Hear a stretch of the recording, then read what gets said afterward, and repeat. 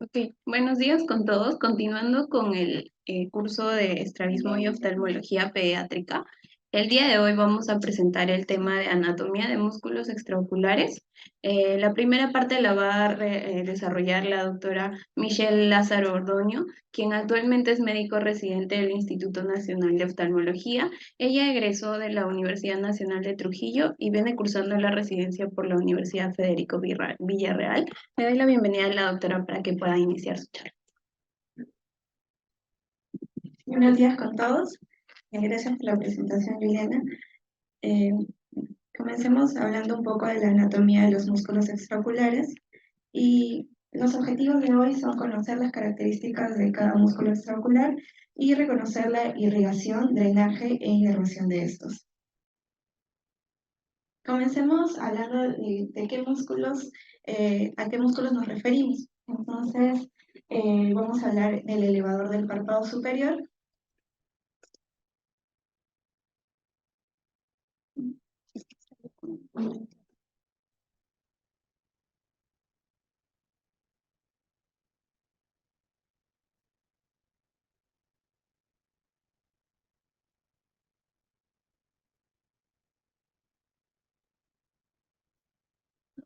y de los músculos rectos, que son cuatro, como ya sabemos: el recto superior, el recto inferior, el recto medial y el recto lateral, y los dos músculos oblicuos, que son el oblicuo superior, que tenemos aquí, ¿no? Y el oblicuo inferior. El oblicuo superior y el oblicuo inferior.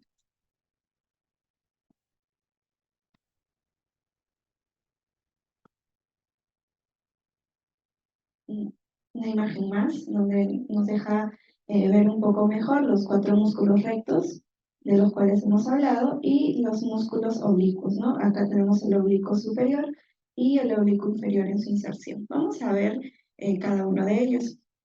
La espiral de Tilox es una espiral que se forma de manera imaginaria debido a que cada músculo tiene una distancia diferente con respecto a su inserción en distancia en el limbo.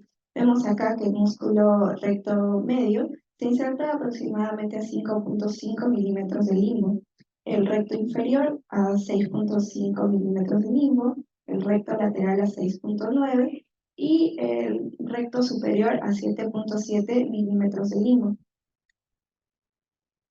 Y entre estas inserciones, cuando las unimos, se forma una espiral, al cual se ha llamado y se conoce como espiral de Tilox.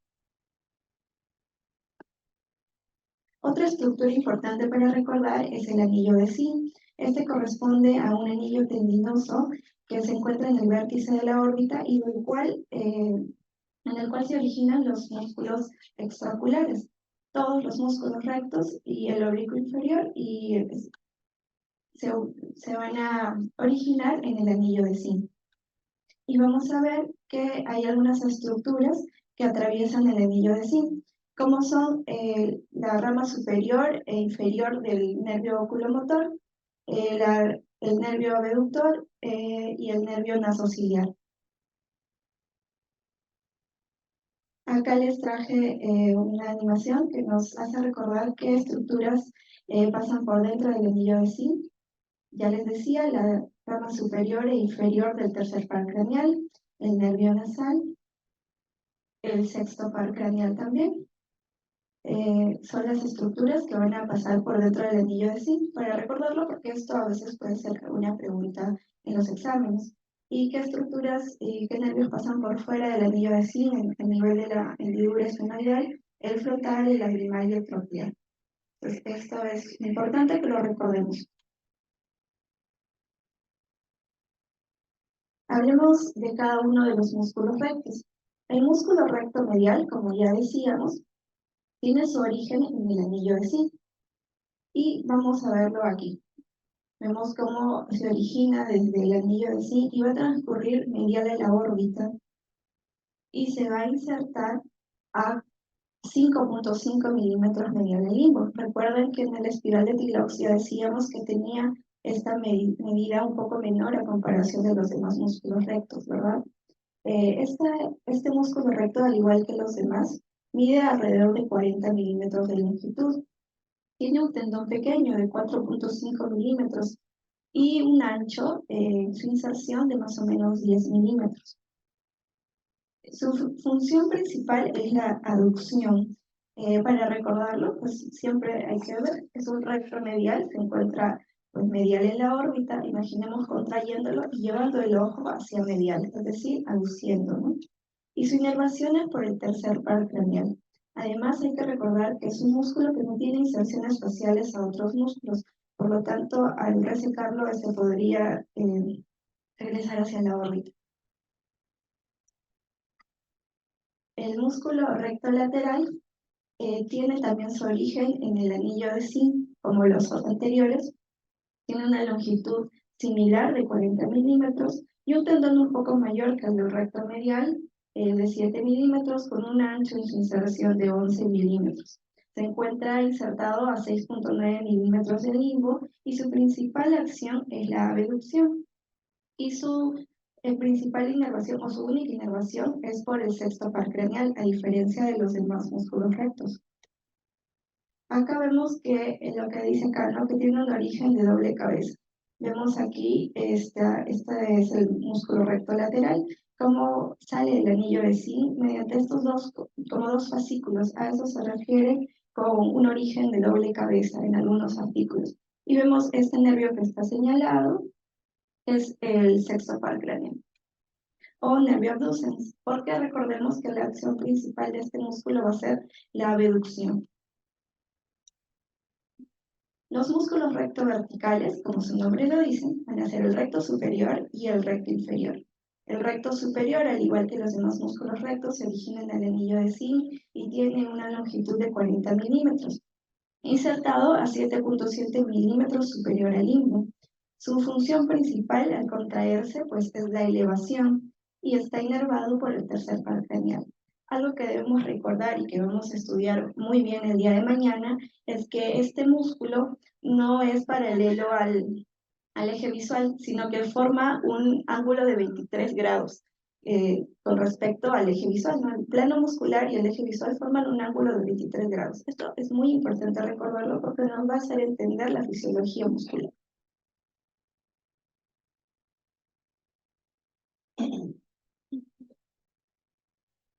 Y el músculo recto inferior, también originado en el anillo de zinc, con una longitud de 40 milímetros, un tendón de 7 milímetros e insertado a 6,5 milímetros inferior al limbo. Su función principal va a ser la depresión y está inervado por el tercer par craneal. Vemos aquí en una vista inferior que este músculo, al igual que el músculo recto superior, no es paralelo al eje visual, sino que forma un ángulo de 23 grados. El oblicuo superior es un músculo bastante particular. Se origina también del vértice de la órbita y tiene una longitud de 32 milímetros. Y el tendón más largo de todos. Recordemos que habíamos visto la medición de cada uno de los tendones, pues el tendón del oblicuo superior mide 26 milímetros y comienza 10 milímetros antes de la polea. Vemos esta polea que es muy característica del músculo oblicuo superior, 10 milímetros antes ya está comenzando en la parte tendinosa de este músculo. Y vamos a ver que se va a insertar en el cuadrante postero superior del globo ocular eh, por, por debajo del músculo recto superior. La función principal de este músculo va a ser la intorsión y está inervado por el cuarto par craneal. Este cuarto par craneal también se llama nervio troclear, en relación a la tróclea, que es característica del músculo oblicuo superior. Algo más que debemos recordar es que este músculo va a formar un ángulo de 51 grados con el eje visual. Otra referencia importante que hay que recordar para entender la fisiología. Y vamos a ver aquí, este es el tendón del oblicuo superior, vemos su inserción. Algo que también debemos recordar es que no tiene la misma distancia la parte interna del oblicuo con respecto al recto superior que la parte externa. Ven que hay como, acá son como 3 milímetros y acá son como 6 milímetros. Esto también es un reparo importante. Y otra cosa importante es recordar la relación estrecha con la vena vorticosa. No, miren cómo se inserta bien cerca de la vena verticosa. Y esto pues tiene una importancia quirúrgica, ¿no? Porque si estamos disecando, digamos, el oblicuo superior, estamos muy cerca de la vena verticosa, podemos ocasionar un sangrado, etc. Entonces es importante recordar eso.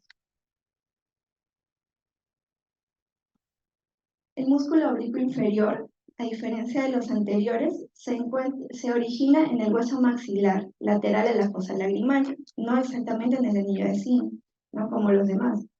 Tiene una longitud de 37 milímetros, pero tiene un tendón bastante pequeño, de solo 1 milímetro, y se inserta en la parte posterolateral del globo ocular, o también llamada zona macular. La función principal de este músculo va a ser la extorsión y va a estar inervado por el tercer par craneal.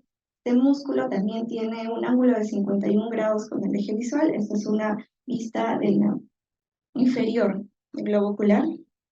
Y vemos aquí cómo se inserta el músculo oblicuo inferior, como les decía, en la parte posterolateral del globo ocular, o también zona macular, para recordar.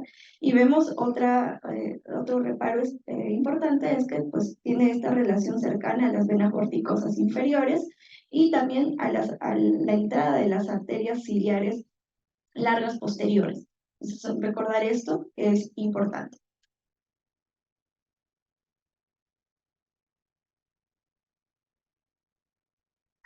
Esta es una vista anterior y esta una vista posterior de los músculos disecados, como vemos acá el recto superior, el recto inferior, los rectos laterales y los oblicuos, muy bien disecados en una vista posterior. Esto es sacado del Atlas de Anatomía del Dr. Loaiza, ¿no?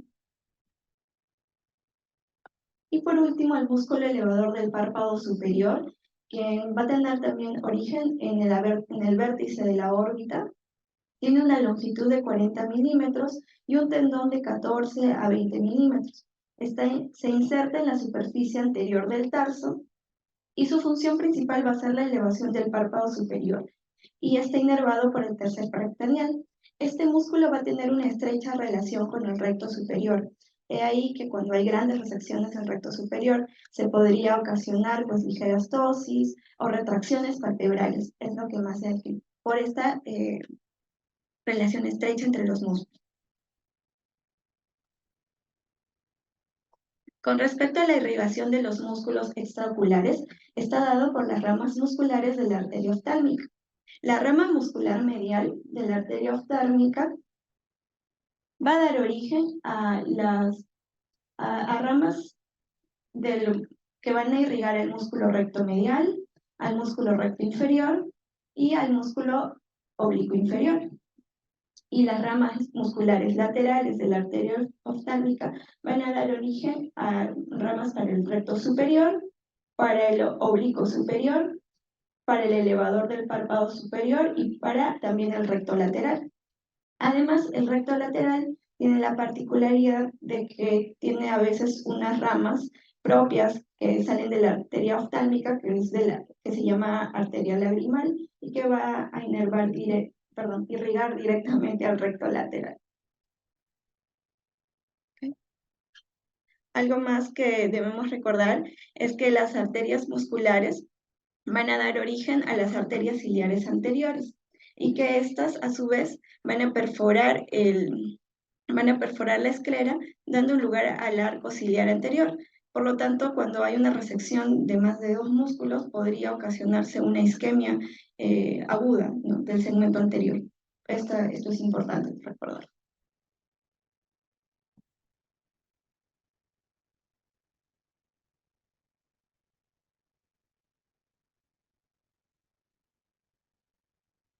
El drenaje venoso de los músculos extraoculares se da a la vena orbitaria superior e inferior, que ambas van a drenar en el seno cavernoso.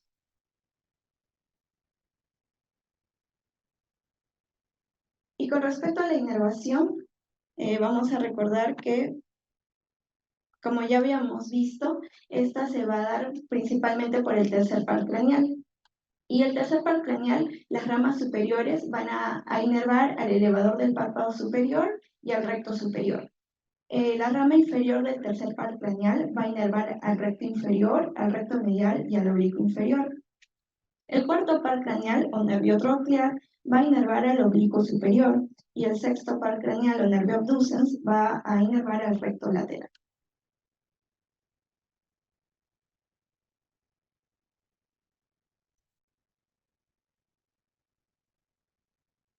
Acá tenemos otra imagen sacada del atlas del doctor Loaiza, donde podemos ver el anillo de zinc, como vemos acá. En el número 2 tenemos el tercer nervio craneal disecado y vamos a ver que tenemos la rama inferior que va a inervar a los músculos oblicuo inferior, recto inferior y recto medial, como habíamos visto, ¿no? Acá tenemos el músculo oblicuo inferior, el músculo recto inferior y el músculo recto medial. Y acá el músculo recto lateral, el músculo oblicuo superior, el músculo recto superior y el músculo elevador del párpado superior, que están inervados por la rama superior del tercer par craneal.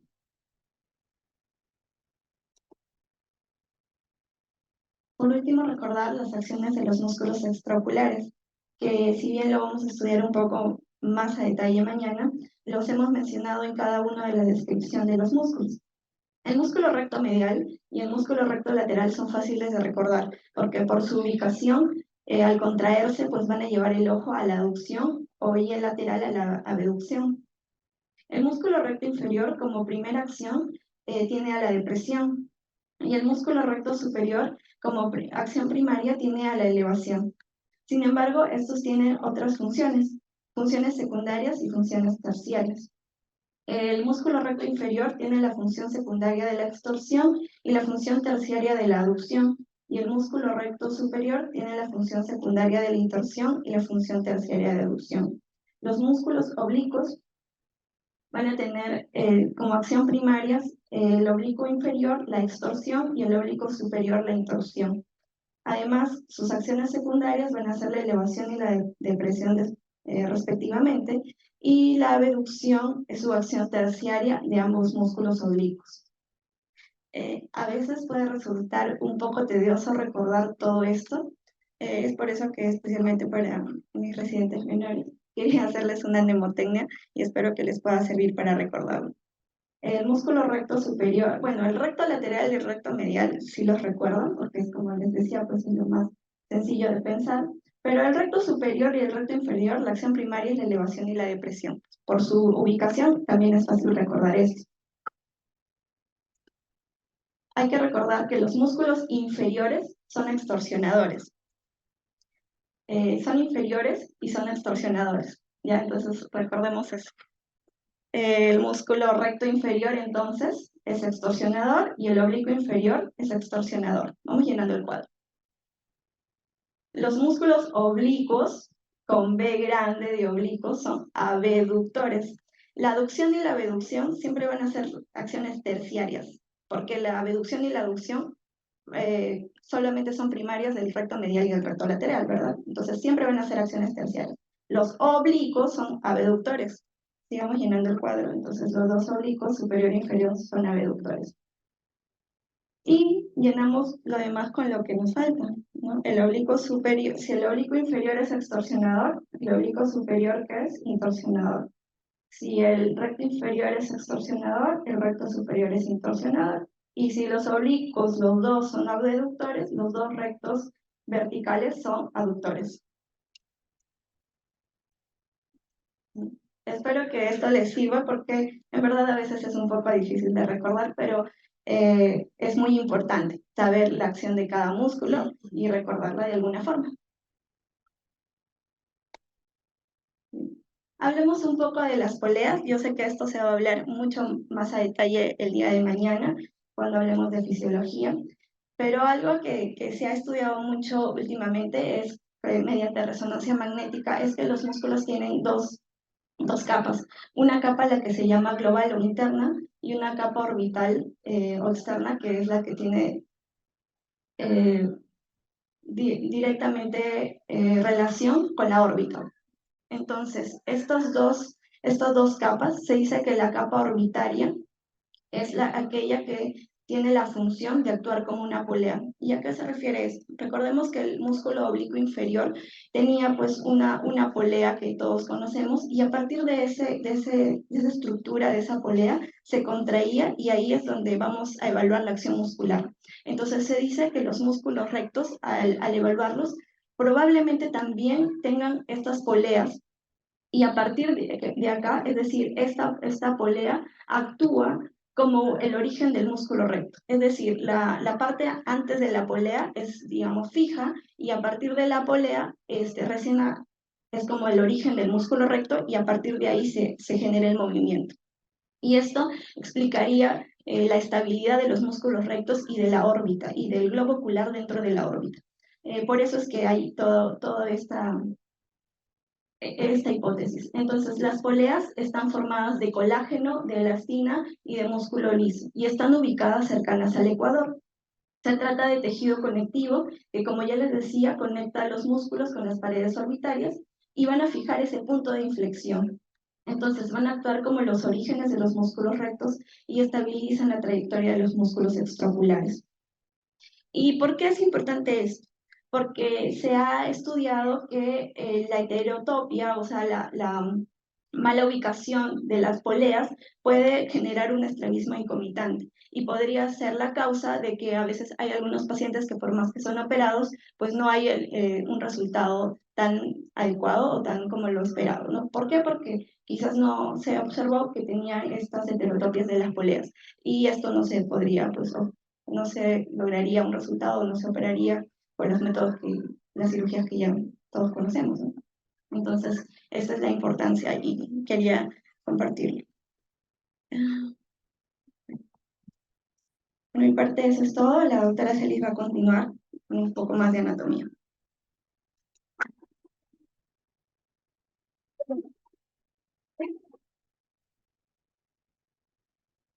No sé si hasta el momento hay alguna duda.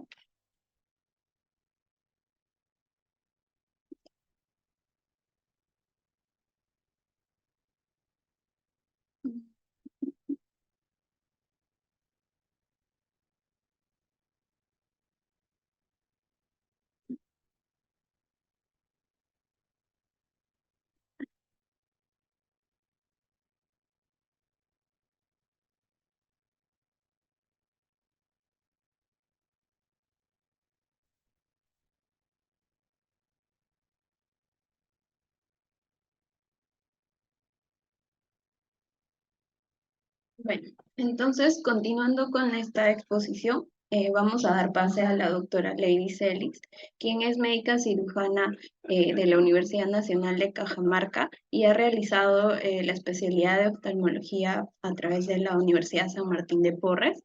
Actualmente es fellow de oftalmología pediátrica y estrabismo en nuestra institución y viene siendo médica oftalmóloga del servicio de emergencia de nuestra institución desde el año 2014. Entonces damos la bienvenida a la doctora Celis, quien va a continuar con el tema de anatomía quirúrgica.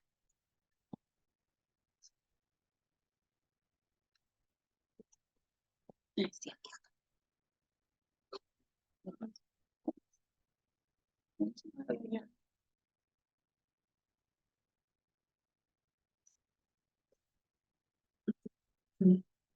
Buenos días con todos. Gracias, Juliana, por la presentación y gracias también por la oportunidad de estar acá con ustedes nuevamente.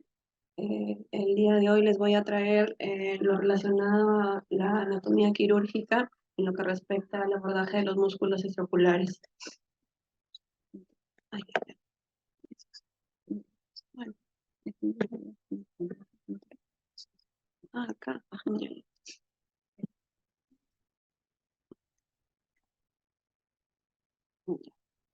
Bueno, quería hacer esta charla un poco más interactiva, ya que el abordaje de la anatomía de los músculos escapulares es un poco tediosa de entender al inicio. Tenemos que estar repasándolo, recordándolo constantemente, así que lo que quiero ahora es mostrar más que todo imágenes, videos, esquemas que nos puedan orientar un poco más fácilmente a ubicarnos en lo que es el campo quirúrgico cuando tenemos que operar un estrabismo. Primeramente, desde afuera hacia adentro tenemos que empezar por nuestras incisiones, ¿verdad? Las incisiones conjuntivales. Tenemos dos tipos de incisiones que podemos elegir de acuerdo a nuestro plan quirúrgico. ¿Por qué? Porque tenemos que ver la complejidad del caso que vamos a operar. Tenemos incisiones a nivel del limbo, o lo que comúnmente llamamos incisión en base limbo, y la incisión en base fornix. Ambas tienen sus características, ambas tienen sus ventajas, ambas tienen sus desventajas, y las voy a mencionar rápidamente ahora, ¿no? Por ejemplo, si tenemos un caso complejo de un paciente que tiene, por ejemplo, un síndrome que ocasiona secundariamente fibrosis o casos de contracturas musculares muy intensas y en los cuales tenemos que realizar retrocesos o resecciones amplias, tenemos que tener en cuenta que nuestro campo quirúrgico tiene que ser un poco más amplio, a diferencia de pacientes que no tenemos ese tipo de características. Dicho todo esto, entonces, la incisión en base limbo nos sería un poco más amigable y podríamos elegir esta incisión. Por otro lado, esta incisión también es muy preferida por los médicos cirujanos que están empezando, como nosotros, ¿no? Los fellows o los médicos residentes a los que también se les dan pasos en cirugías de estrabismo. ¿Por qué? Porque, como les repito nuevamente, el campo quirúrgico es mucho más amplio. Se hace una incisión alrededor de 10 milímetros a nivel del limbo y se hace como un colgafo de manera que se fija fuera del campo quirúrgico y tenemos un campo libre para poder intervenir. La desventaja de esta incisión, ¿cuál es? Que nos va a dejar estéticamente una cicatriz un poco más grande. Vamos a alterar la anatomía del limbo, que también es muy importante anatómicamente, como todos sabemos. Eh, Básicamente eso, ¿no? Y bueno, y la incisión en base fornix. Actualmente usamos mucho más esta incisión por todas las ventajas que tiene, ¿no? La estética, es una incisión más pequeña, más amigable, no alteramos el limbo. Eh, bueno, los cirujanos con experticia prefieren mucho utilizar esta técnica, para ellos es mucho más fácil, ¿no?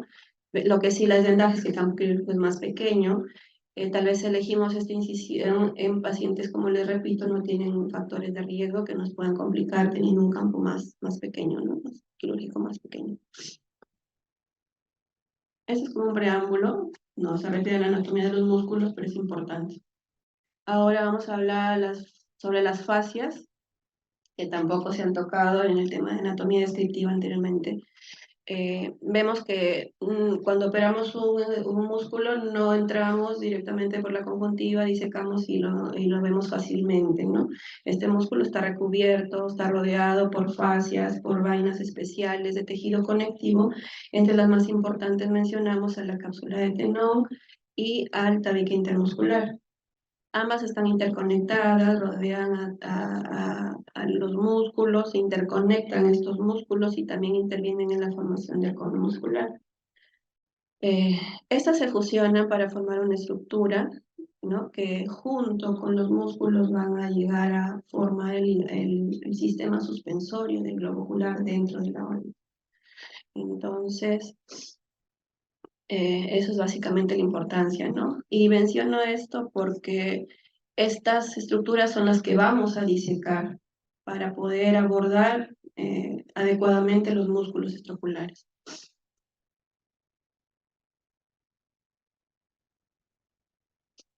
El puntero, ¿no?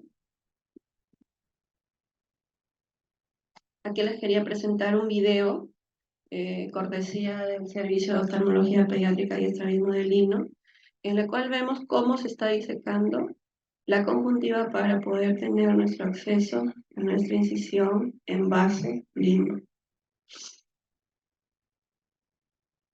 Entonces, separamos el colgajo, ahí lo hemos separado, y vemos cómo vamos a disecar el tenón formando unos ojales, más o menos orientándonos de las inserciones musculares que en el campo en realidad se logran ver.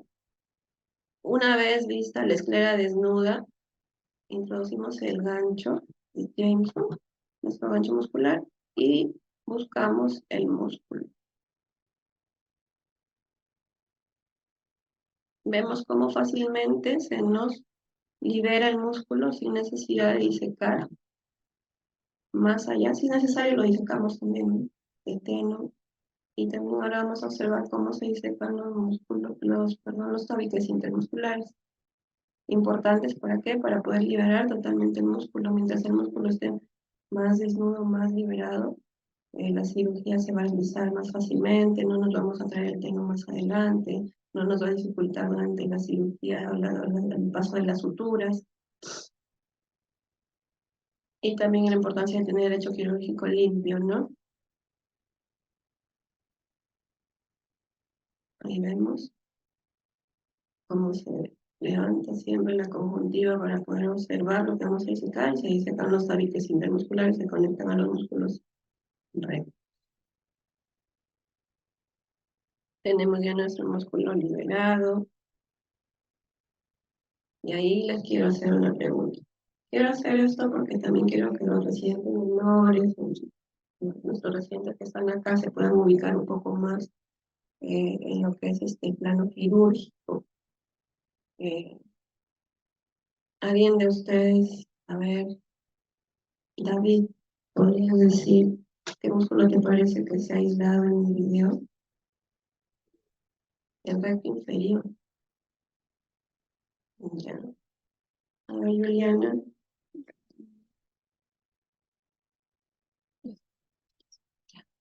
El recto medial, ¿verdad? Sí. Entonces aquí vemos que se ha aislado el recto medial, es un ojo izquierdo. Nos ubicamos básicamente, para mí es fácil también, siempre lo digo en los videos porque vemos el left ¿no? Digamos que es un ojo izquierdo. Y este es el músculo recto medio. Entonces, quería mostrarles el recto medio porque quiero hablar un poquito de este músculo. Ahí nomás. El recto medio se dice que es el único músculo que no tiene músculo oblicuo tangencial a él. Esta característica es muy importante debido a que muchas veces nosotros nos podemos desorientar en el momento quirúrgico debido a que el ojo lo podemos rotar de tal forma y podemos confundirnos al aislar un músculo y podemos operar un músculo por otro. Aparte de eso, o sea, este músculo no tiene ningún reparo anatómico, ningún punto de referencia o punto de inserción que nos pueda decir en caso se nos pueda perder. A veces quirúrgicamente podemos pasar suturas incompletas, por decirlo así, cogiendo solamente la cápsula muscular y hacemos retrocesos de cápsula muscular y vemos que en el postoperatorio el músculo se desliza. Entonces, eso puede ser una de las causas. Entonces, tenemos que tratar de entrar y buscar al músculo, se nos complica porque no tenemos un punto referencial. Y lo más difícil que nos puede pasar es que el músculo se nos pierda, y sobre todo en casos de resecciones de músculo recto medio. Se habla en el CLAE de este año, un médico experto, un médico hizo una ponencia muy bonita en la cual él contaba cómo y hacía cuando se le perdía un músculo, y en realidad no era muy frecuente que le había pasado, creo que era un par de veces nada más, pero él dice que buscaba el reflejo oculovestibular adrede, ¿no? Ya que varias veces lo había intentado encontrar y ninguna lo había podido encontrar porque no hay ningún reparo anatómico. Y acompañado a su anestesiólogo, él nos contaba sus anécdotas de que logró en esa oportunidad tener su músculo recto medio. Obviamente el anestesiólogo tiene que estar ahí a su lado para poder revertir el cuadro de bradicardia y todo lo que conlleva esto para que él pueda pasar su sutura y poder recuperar su músculo. Eso es muy importante tener en cuenta, no solamente para el recto medio. Podemos ocasionar también reflejo oculovestibular con cualquier músculo, pero es más frecuente con este.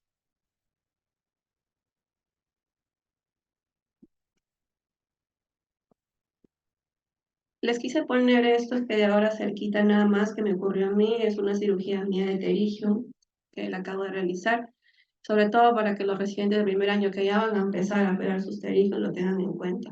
El músculo recto medio, en realidad todos los músculos no tienen el mismo reparo anatómico en sus inserciones, o perdón, no tienen la misma distancia de inserción hacia el limbo, ¿no?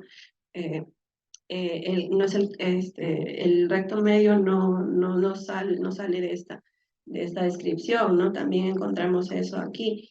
El músculo oblicuo superior es el que tiene mayor variabilidad, pero también podemos encontrar variabilidad en todos los músculos.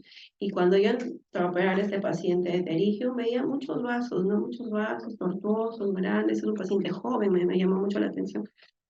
Tenía un tenón muy denso, muy grueso. Y entré con mucho cuidado, felizmente, porque me llamó mucho la atención. Eso no quería que sangre, sobre todo. Pero le hice un lecho grande, porque obviamente es un paciente joven, no quería que me recidiera, quería hacerle una plastía grande. Y observé a la entrada de que había unas fibras nacaradas que traslucían sobre lo que yo estaba disecando. Y me di cuenta que el músculo recto medio no estaba a la distancia que normalmente la encontramos, ¿no? O que mayormente la vemos, estaba mucho más cerca. Aquí podemos ver mi pinza, era lo que yo ponía, porque en realidad el paciente movía mucho su ojito y quería que de alguna forma captarle una fotografía. Y lo medí, lo traté de medir y en realidad medía entre 4 a 4,5 milímetros, ¿no? Solo los quiero mostrar para que a ustedes se les quede claro de que no todas las inserciones son tal cual las mencionan los libros, sino son un punto nada más de un promedio que se les pone para tenerlo en cuenta.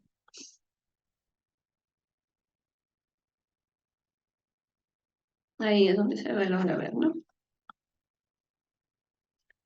Aquí llegaba incluso, ¿no? Ya no llegué más allá porque me iba a sangrar todo. Ya. Mencionando también el músculo recto superior e inferior, tenemos que hablar sobre la relación que estos tienen y es de gran importancia con los párpados.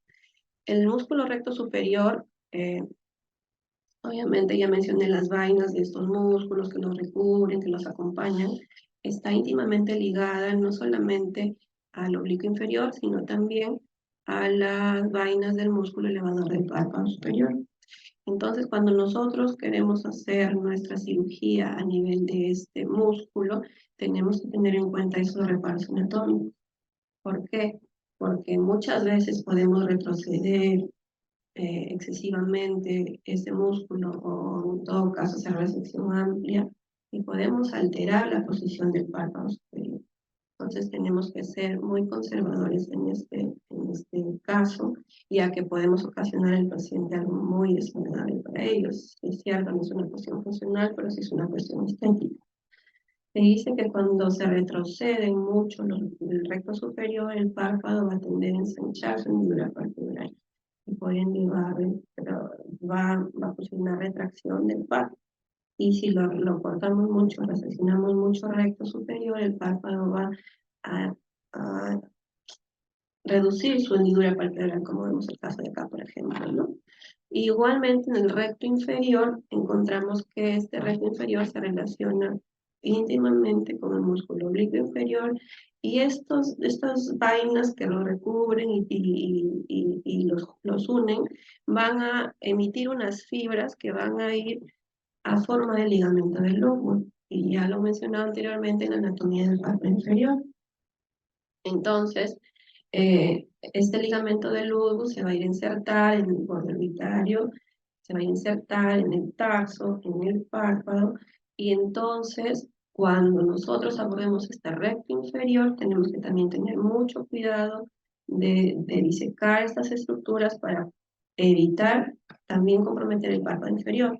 Igual que el párpado superior, podemos ocasionar mediante retrocesos amplios un ensanchamiento de hendiduras palpebrales o mediante resecciones amplias un estrechamiento de las hendiduras palpebrales.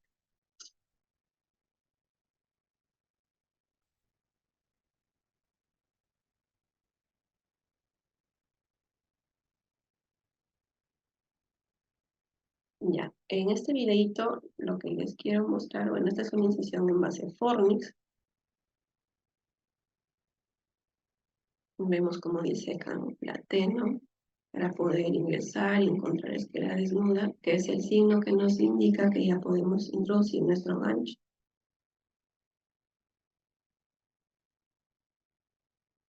Y pasamos nuestro gancho.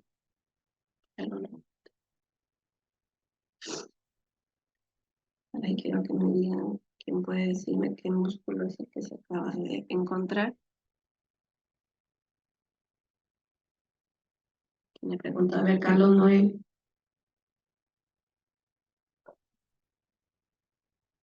Perfecto.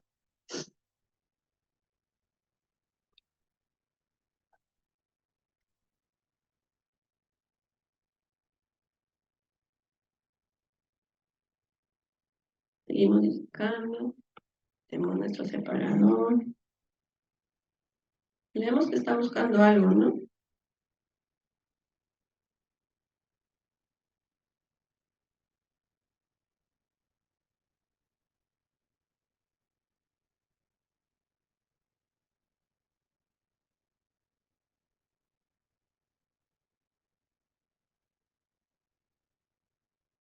Encontraron algo.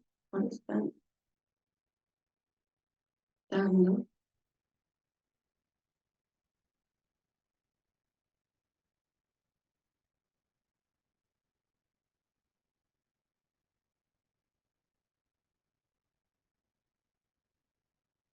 Michelle, ¿me puedes decir qué es lo que observas? ¿O tienes una idea? ¿No? Ujú, sí.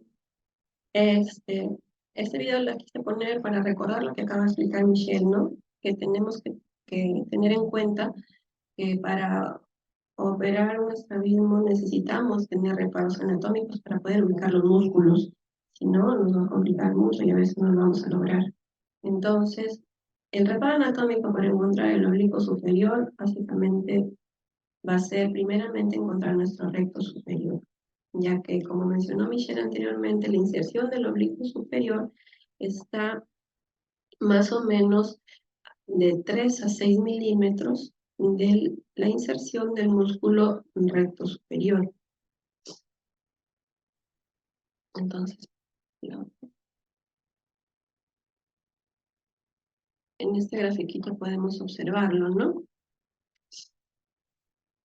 Aquí vemos la incisión del músculo recto superior. Es más fácil abordar por temporal este músculo para poder encontrar la inserción del oblicuo superior. Vemos que dicen de 3 a 6, bueno, que dice 3 a 4,5, pero es relativo, de 3 a 6, como les repito, no es, este es el más variable incluso, no es un monto específico.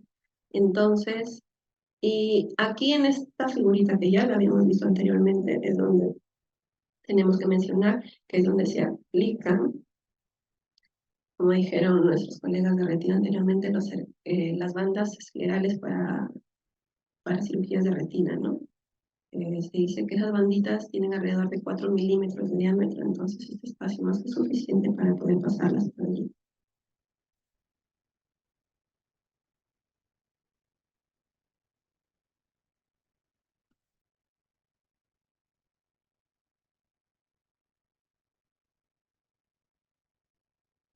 Vamos viendo este videito también nuevamente, es una incisión basiformis, y secamos el terno, ahí que es.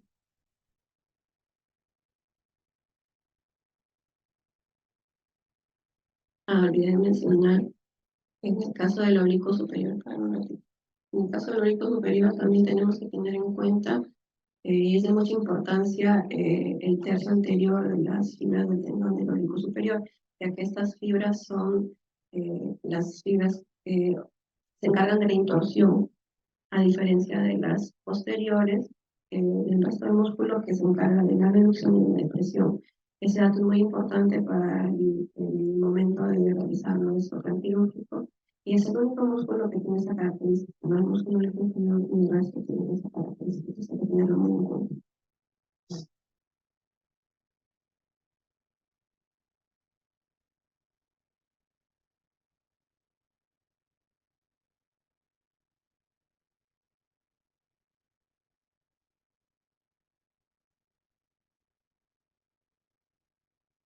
Ahí hemos enganchado ya un músculo.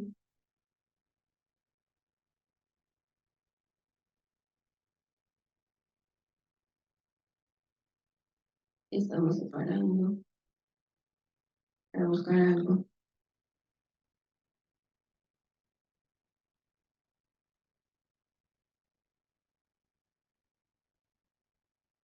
Listo. Es el músculo recto lateral.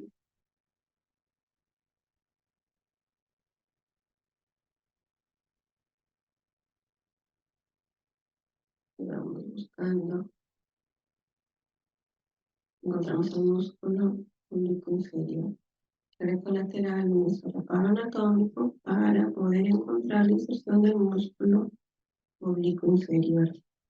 Se dice que es la distancia entre ambas inserciones está alrededor de 10 milímetros y también que 1 milímetro del músculo oblicuo inferior va a pasar por debajo del músculo recto lateral, por lo que tenemos que tener muy en cuenta durante la cirugía esta separación, ya que nos podemos llevar ambos músculos y podemos ocasionar otro tipo de estabilidad. Ya. Aquí también mostrándoles la inserción del recto lateral, 10 milímetros, tener en cuenta posterior para encontrar la inserción del músculo oblicuo inferior. Y también acá mencioné las vorticosas, como mencioné muy bien anteriormente, ¿no? Es muy importante también. Aquí les quería mencionar solamente un dato importante, la importancia de la hibridación que viene hacia el segmento anterior, que proviene de las ciliares anteriores. Como ya mencionó Michelle, son ramas de las musculares, el músculo recto lateral es el único que tiene una, el resto de músculos rectos tiene dos cada uno. Se dice que si va más allá de 3 músculos que se operan, es mayor el riesgo de producir una isquemia de segmento anterior, eh, más riesgoso si es que se opera superior, inferior o medio, que se coja lateral, obviamente, por la irrigación que trae cada una. Y bueno, se tiene que tener también en cuenta factores de riesgo, ¿no? Pacientes adultos, de edad avanzada, pacientes que tienen problemas hematológicos, cardiópatas, hipertensos o pacientes que hayan tenido cirugías de retina como aplicación de bandas, entonces ellos son los que tienen más riesgo de producir este tipo de complicación. Finalmente les quiero mostrar este video, que no es menos importante y que los cirujanos oftalmólogos utilizamos a diario, ¿verdad? Esto es la aplicación de una anestesia en cualquier cirugía de oftalmología, ¿no? Cualquier cirugía, que potencialmente podemos lesionar el músculo. Se dice que se describe mucho la toxicidad con la bupivacaína, ¿no? Y que el músculo más afectado mayormente es el músculo recto inferior. Entonces, para los chicos que están empezando con cirugía de catarata, para todos en general hay que tener muy en cuenta esto, ¿no? Se producen traumas directamente por la hincada, que pueden producir hematomas, pero también se producen por instilación del mismo anestésico, que produce una destrucción de la sarcómera, por consiguiente una fibrosis y una retracción que puede producir en adelante un estrabismo secundario.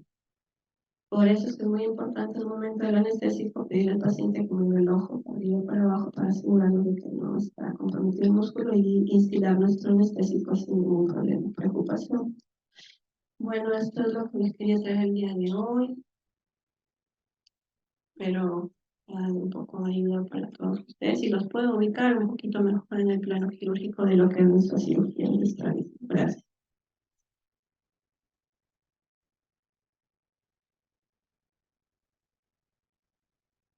Bueno, no sé si hay alguna pregunta en el auditorio o en el Zoom.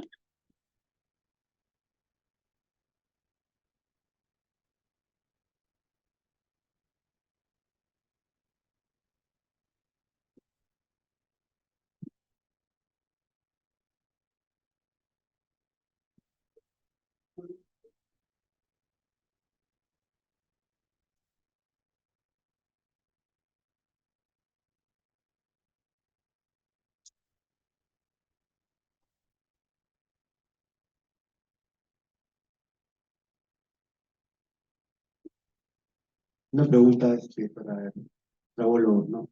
¿Qué sucede con estos músculos en las cirugías de rupturas de órbita, ¿no? Por lo general están atrapados, ¿no? Y tú ahorita describes, ¿no? Que con una simple anestésico se puede producir una fibrosis en el reto inferior. ¿Qué sucede con estos músculos en una cirugía de fractura de órbita, donde están atrapados a veces no por 15 días, no por meses, ¿no? Entonces, esa es mi duda.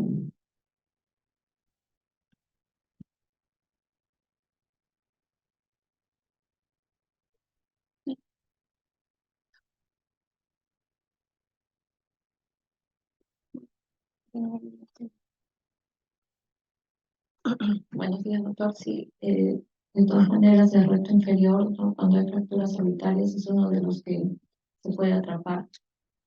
Ha habido casos en los cuales el diagnóstico se hace tardíamente o demora mucho y pues lo usual es que no haya atrapamiento muscular y se genere una hipotropia, ¿no? Y haya básicamente otro tipo de tejido metido en esta zona de fractura, ¿no? Hay casos en los cuales esto ya se ha hecho crónico y en realidad la recuperación de la motilidad muscular es muy difícil, ¿no? Ya se tiene que hacer otro tipo de cirugía de transposición, básicamente, ¿no? Porque ya pues no se puede recuperar la función en estos casos, ¿no? Muy difícil.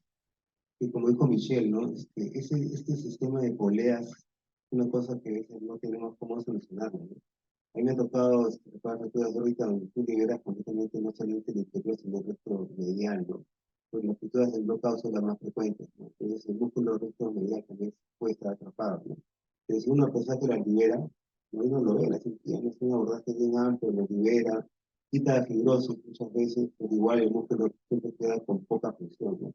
Entonces, este sistema de poleas es muy, muy importante, ¿no? El hecho de que también hay una fibrosis y una alteración del mismo músculo que causa efectos secundarios, ¿no? Sí, incluso al inicio se hay sospecha, no se debe aplicar corticoides, ¿no? Incluso vía al inicio, aunque no haya tratamiento muscular, para tratar de que no haya esta fibrosis tan intensa. Y pues, hacer el seguimiento, ¿no? Porque muchos pacientes se terminan perdiendo. Gracias, doctor. Sí, doctor. Y dos preguntitas. Una, para efectos de lo que pregunta la población cuando lo van a operar, tiene miedo de cuando lo operan mueve el ojo, etcétera. Este tipo de anestesia, aparte de dar el dolor, digamos así, también paraliza a los músculos, es una pregunta. Y lo otro, normalmente le llamamos acá anestesia local, ¿no? ¿En realidad es una anestesia local o es un bloqueo, es una anestesia regional?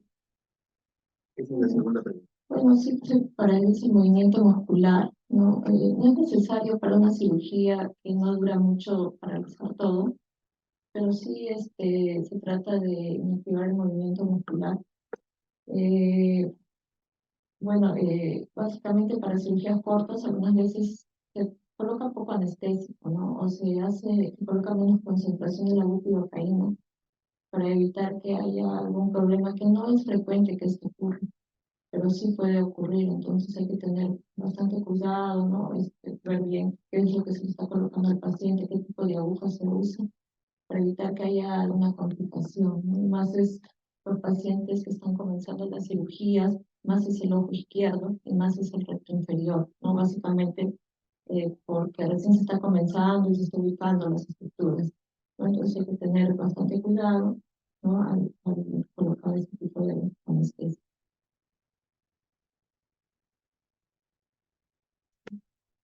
¿Alguna duda más?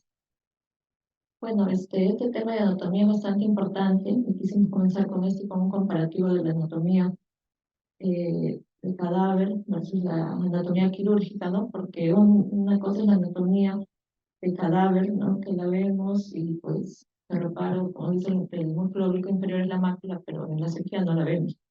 Entonces nuestros reparos quirúrgicos son otros, ¿no? Pero es importante conocer muy bien la anatomía para poder hacer algún tipo de cirugía, de procedimiento.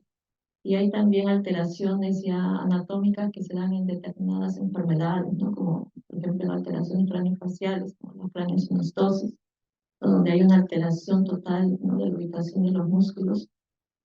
también, por ejemplo, en los síndromes de MAPE, ¿no? En miopías altas, donde también hay un desplazamiento por el estafiloma que se forma en los miopes.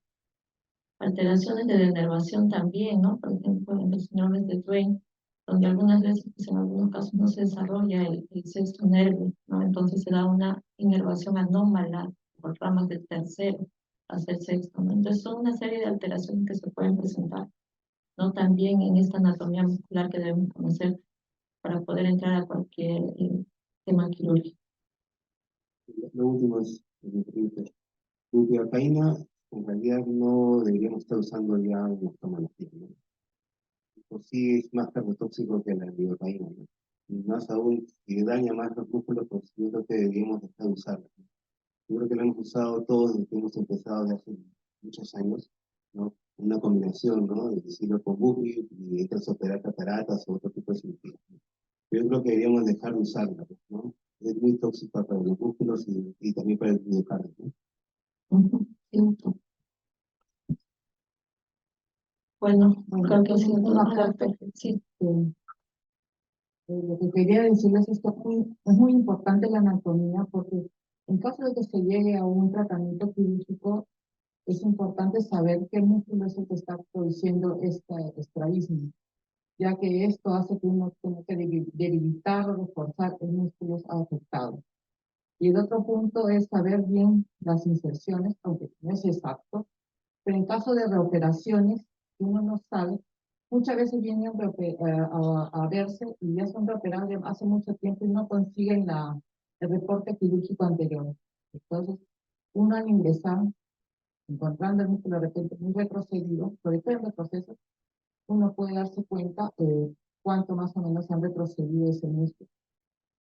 Entonces, para eso nos sirve mucho también la anatomía en este caso, creo que en el caso de anatomía quirúrgica, ¿no? Eso es lo que quería decir. Muchas gracias, doctor.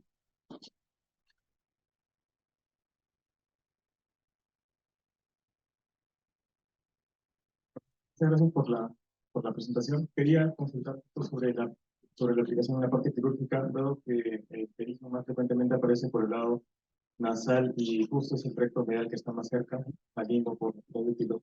Si, digamos, en alguna cirugía de estas notamos que hay algún tipo de lesión a nivel de este músculo, ¿qué es lo que nos sugeriría en ese caso, ¿no? Tal vez afrontar nuevamente digamos, los extremos que hemos notado que se han lesionado, de ser así con qué tipo de hilo nos sugeriría hacerlo, o si es que nos sugiere que esa, digamos, reparación pase para una segunda oportunidad. Bueno, en realidad, pues, si no tienes experiencia, ¿no? Se presenta, ¿no? Y tienes capacidad de solicitar una opinión rápida de otro médico que sí pueda resolverlo, lo ideal es dejar, ¿no? Dejar y pedir una segunda opinión. Pues no va a pasar nada si no ha sido lesionado totalmente el músculo, y aunque haya sido lesionado, igual se puede entrar posteriormente, o sea, no es algo que lo tengas que unir, como sea, a menos que pues se te haya escapado todo el músculo, ¿no? Pero igual, es un poco difícil, y en realidad si se te escapa es el músculo más difícil de encontrar en el momento, ¿no? Incluso para alguien experto, ¿no? Entonces, pero igual siempre hay la opción de derivar, ¿no? De derivar. Y de todas maneras, pues con el entrenamiento van a poder ustedes estar capacitados para poder coger un músculo, ¿no? Poder reinsertarlo, ¿no? Ese es el objetivo, de que también salgan preparados para eso, porque también, de hecho, en la práctica se les va a presentar traumas oculares, ¿no? Y algunas veces pues hay un daño bastante severo del ojo y con compromiso muscular. Gracias.